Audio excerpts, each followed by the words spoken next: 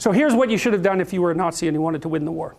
You should have enslaved the Jews and the Gypsies and had them work, right? You should have had them work for the benefit of the victory, and then if you wanted to, you liquidate them afterwards. That's the logical thing to do if you want to win. And we assume that Hitler wanted to win. But that's not a very intelligent assumption. Why would you assume that? He wasn't exactly a good guy. So why should we assume that he was aiming at the good that he was promoting, even in his own terms, right? The glorious, everlasting Third Reich, right? That'll rule for 1,000 years and be a bastion of civilization and music, because that's the sort of thing he purported to be interested in. Well, so what do you do with the Jews and the Gypsies?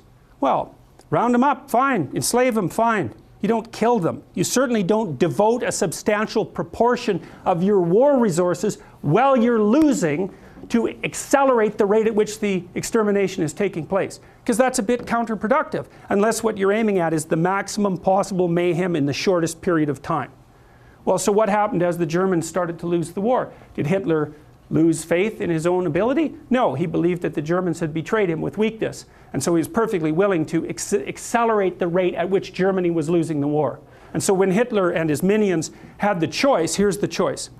You can suspend your unnecessary demolition of people, win the damn war, and then pick it up afterwards. Or while you're losing, you can just accelerate the mayhem even though it's counterproductive. It's like, what'd they pick? Well, they picked to accelerate the mayhem.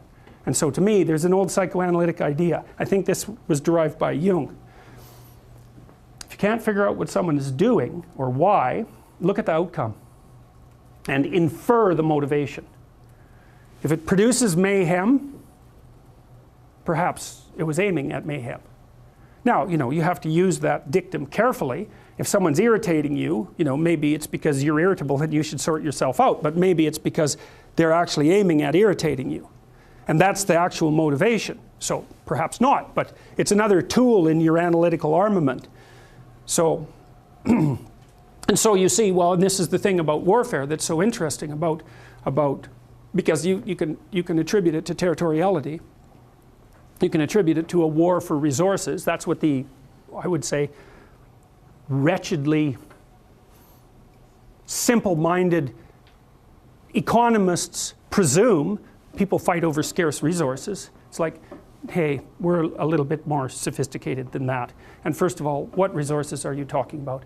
The bloody Inuit had nothing. They lived perfectly well. What did they have? Snow and seal blubber. People can live in unbelievably deprived conditions.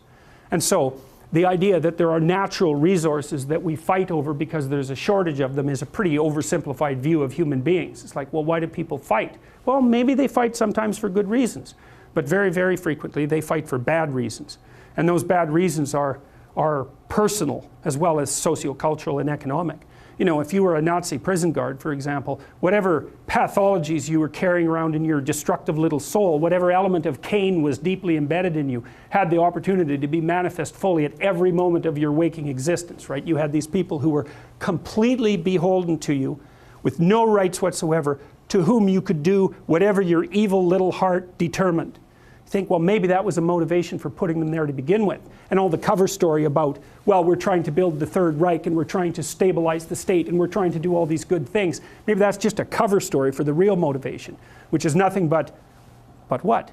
The construction of death camps that killed 6 million people. How about that? And the obliteration of 120 million people on the planet, and the leaving of Europe in ruins. Maybe that was the motivation. Or are we going to attribute to Hitler the highest possible motives? Say, no, it's an archetypal manifestation of Cain. Now, he's going to put up a front that says, well, I'm your savior. It's like, well, destructive people think that Cain is their savior.